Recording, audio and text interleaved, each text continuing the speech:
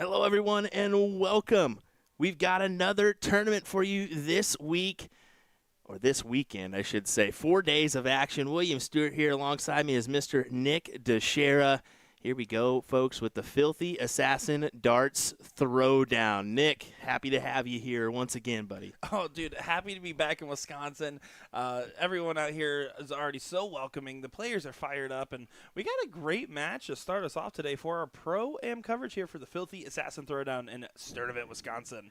Yeah, it should be a good one here as we get Alex Spellman taking on Alex Spellman and his partner in this program taking on Jalen and Trisha, the father-son duo. Father.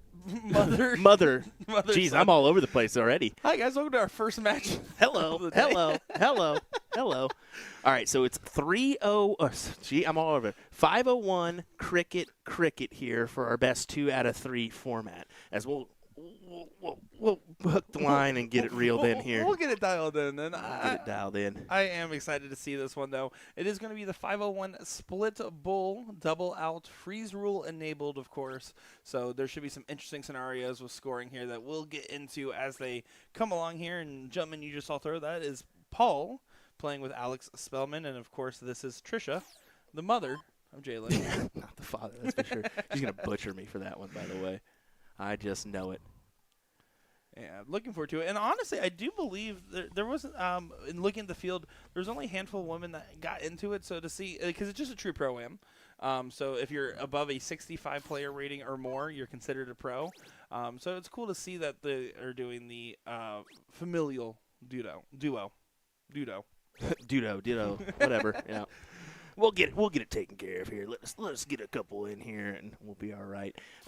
You are not mistaken. I'll say it early here. You can see a lot of room in the background. I think that early stages of this tournament, not as many players as we anticipated, but being that we're in Wisconsin, I guarantee you the pace is going to pick up as we go along. Oh, certainly. And honestly, the room's just empty because they heard I was going to be here and like, oh, we don't want to deal with No, that thank guy. you. We're good. We heard the last time he was out in Wisconsin. No, it should be good stuff here. We're going to see some great action. And I'm honestly excited out of these 4 players right now to see Jalen Romero. And you want to know why? Why? Is because he came up to me in Chicago a couple months ago, and he said, I want to really try to work on my game, and I want to get on one of your streams, and I want you guys to commentate me. Well, look at this. You're the first match of the day. I will say Jalen's been picking up his pace a little bit. He's definitely turned into quite the little player here, and what could happen down the road for him, who knows, but exciting times. And, of course, that's quite the little player right there, the Jackal, Alex Spellman. Who's right? that? Who's that? Never heard of him. The guy that just seems to always be in great form, especially when he jumps over to the soft tip realm.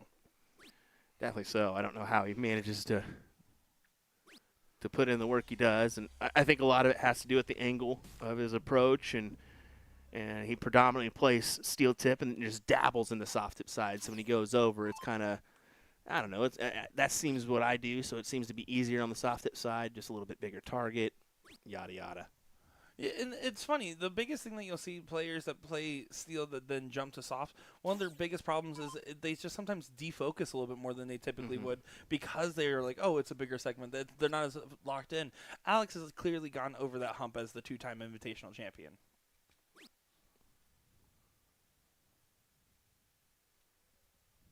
Leading the pack by far, 1-2-8 is the look for leg number 1 here.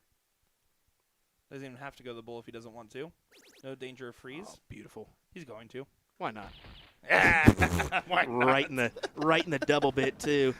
That's beautiful. For 41.75 as we open up our stream here. This is your top 4 on the winner's side. So winner will advance into that king seat, queen seat position. And what are the other teams on the other side of the winner's side, Nick? Yeah, that's going to be Brenna and Scott versus Andrew and Matthew. So I believe that's the other female that's playing in the Pro-Am bracket today. So glad to see that they got out of the first round and got into the winner's side, moving along, saying, hey, we're not afraid to play with the boys. Nah, definitely not. Definitely not. And for you that don't know, Filthy Assassin Darts it has that push for the female game. That's their really big push, I guess we should say. Alex is locked in today. Yeah, no doubt about it. 9 mark.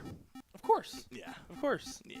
What crazy stuff from the Jackal. I think, unfortunately for him, he will not be making that return to the Alley Pally as of yet. Still an opportunity to, maybe down the road. You never know how those seating or those places work out for the Alley Pally itself. So we'll see. Yeah, I mean, truly. I think if he wins the Continental Cup, that's what will get him in, I believe. Okay, there you go. And that's going to be in October, like I believe 15, 16, 17, somewhere around there? Yeah, that weekend. That weekend in that area. So I believe 18th, 19th. Yeah, somewhere. I knew it was somewhere around those dates. In Philadelphia, by the way, for that one. So bracket is posted for you guys in chat there. So a couple people asking for it. So it is all the brackets going to be on Challenge. This one's going to be Finale Pro Am. I absolutely hate how you say that. Challenge. How do you say it? Challenge. How do you say it? Challenge. Oh, is that better? I don't know. It's just how you say it. Potato, potato, tomato, tomato. It's okay. I say debuted a lot. That's all right. I say melatonin. Shoot, you just got to eat more melatonin, man. Yeah, for sure. Oh, it's great to be in person with you here, Will. And again, I'm excited to be in Wisconsin. You talk about the dominant dart state. There's no way you don't talk about Wisconsin. Yeah. The people out here and the passion that they have for the game, you can feel it in every room. On the soft tip side, I mean, you need to put that in there just because, you know, what that Boston area has on the steel tip side of things. But when you look at the state tournament having over 4,000 participants, I mean, come on now. Come on. Well, and then on top of that, you look at just even one of the cool behind the curtain scenes that we get to see is that we see about 60-70% of the viewers, especially when it comes to soft tip, is typically from Wisconsin. If you separate it by state, there, they just love the game, man. And right now, Alex is looking to finish this one up here. He's going to close to 16. And then he can grab the 15s if he wants. He might pat the points a little bit, but nah, he's going to attack. They're up a leg, can gamble a little bit here. And they're 3 bowls away from taking this one 2 straight in blink and you miss it fashion. As Brian Bigham says, did someone say whammo? Of course, they're all about it here in Wisconsin. I mean, what do they have? My screen went off, so I kind of blanked there. But, yeah, over 4,000 competitors on that Saturday event at Whammo. I think it was closer to 4,500. So and I'm only better than like 12 of them, maybe. Yeah, no kidding. Loser. As we get a lot of love in chat. We appreciate all you guys tuning in here. Ricky Bobby dropping the cheese in the chat. Yankee Clipper saying, go Massachusetts. Steel tip for life. Tugboat saying, hey, guys. We got Katie Barrett in there. We got Cody Shinway. We appreciate every one of you.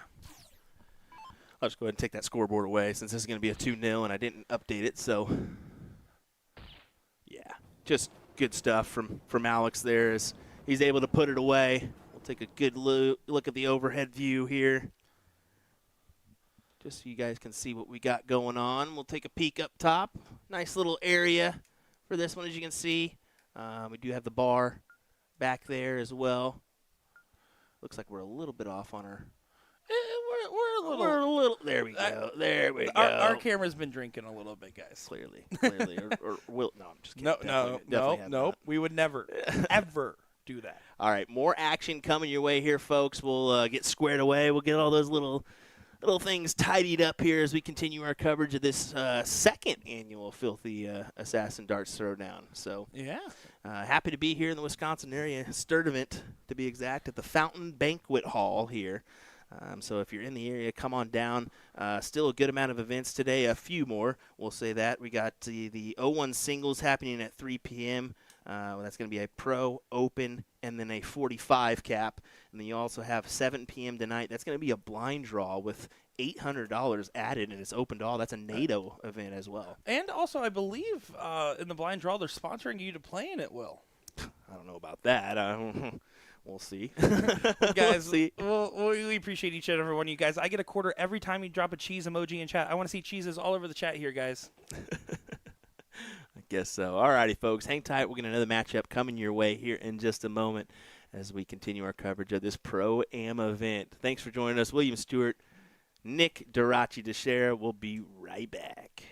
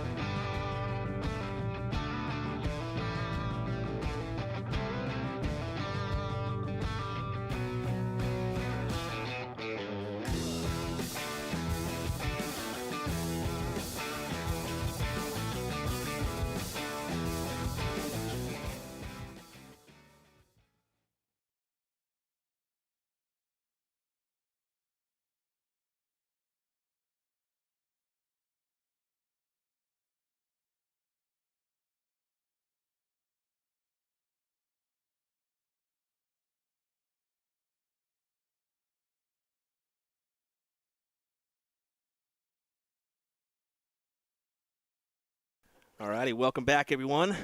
Here we go with another matchup. Looks like we didn't get zoomed in all the way. There we go.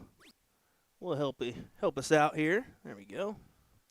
Boom. I wanted to at least give you a little view of that other board while we had a minute to wait on the King Seat matchup here. So this is your King Seat, Alex and Paul taking on Andrew and Matthew here in this one. So we'll get that scoreboard posted up here. Yeah, and this is Andrew stepping up to the line right over here in the blue shirt. The black shirt will be Matthew. Of course, we all know who Alex Spellman is, and we just met his partner Paul in the previous round. Already to that King Seat position, so moving and cruising and bruising, I guess, however you want to put it. Yeah, pretty good spot to find yourself in, right? I mean, it's kind of a blink and you miss it format anyways. So to be able to be at this point and you say, you know what, I'm just going to get this match done and try to get that advantage. As Alex Spellman was spending so much time chatting with me, he's like, wait, am I actually up right now? Yeah, he didn't realize that I was being serious, and I was like, if you could just stop talking to Alex, he's got to play a match. I would like the chat to know. I said one comment, and then he told me about 15 minutes of an expositional essay. It's like his videos in real life. It was so cool. I love talking to Alex. He's one of the greatest minds in the games. He's one of those guys where you stop him for a minute and he'll give you 20. So how about that? Starting off with a doozy, a big 180. You've been practicing that? It sounds good. Yeah, every once in a while. I mean, I've had enough years of practice now. And it's so hard, right? I mean, with the first game being a 1, then it's cricket. He's going to answer. Of course he is. He's going to answer. He's going to answer. Alex Spellman, everybody. Back-to-back 180s here in this King Seat matchup. Let us know where you're tuning in from if you have not, folks. We appreciate you joining us for our coverage of the Filthy Assassin Darts Throwdown. Oh, how about another one? 3 in a row, Will Stewart. 180 on the dartboard there. Whew.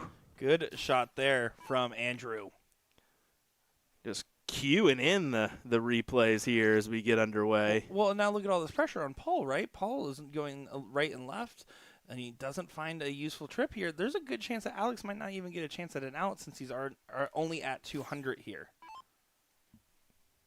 Right now, if I'm Andrew, I'm Matthew, I'm thinking just get 100 points. 100 points between the both of us puts so much pressure for a perfect shot out of Paul. And that will work. And look at that cover shot on the last there to set up the 100. Beautiful stuff indeed. Alex Spellman, even if he leaves a finish here, there's a good chance he won't have an opportunity to shoot as he's already frozen. If you guys are curious about how that freeze rule works, as Alex Spellman's going to go back-to-back on his 180s. Oh, I jinxed it a little bit. Jinx. A little bit.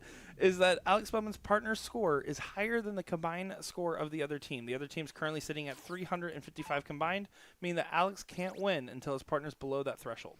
Yeah, it's good to bring that up here because that makes the Pro-Am doubles significant is, your pro can really have a good leg, but if that other person's not doing his part, the other team's going to probably get a look at the checkout before you.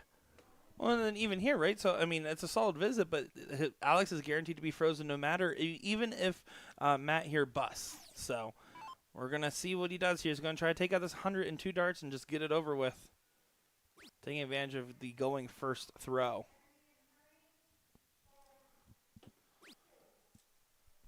And as they get settled into towards the tail end of this lake, because we'll be honest, if you look at the math in soft tip, it's about 80% plus. If you're frozen, you are almost 80% of the time going to lose that lake.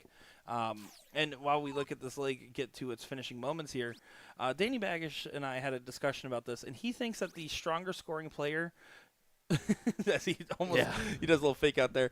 As the stronger player, he thinks should go second, basically giving your first player 3 extra darts to try to score lower and prevent freezing. It's a good point brought up there by Danny, and he's one that comes up with those things when other people don't even realize what he's trying to say, and then it kind of takes, oh man, now you're seeing it's the same utilization with the bull that he does all the time. Maybe you don't even realize what he's doing until he's already done it, and it's like, oh, okay, now I see why he went that route. And that's what he was cooking up in the kitchen there. Yep. Like he explained to me, 81 to 85, he's pretty much going to start on the bull to give him self a shot at the outer ring rather than the center. Yeah, and that's a great way to think about it too. especially when you have shot. comfortability. And look at that little celebration there from Matthew. He knows that's important.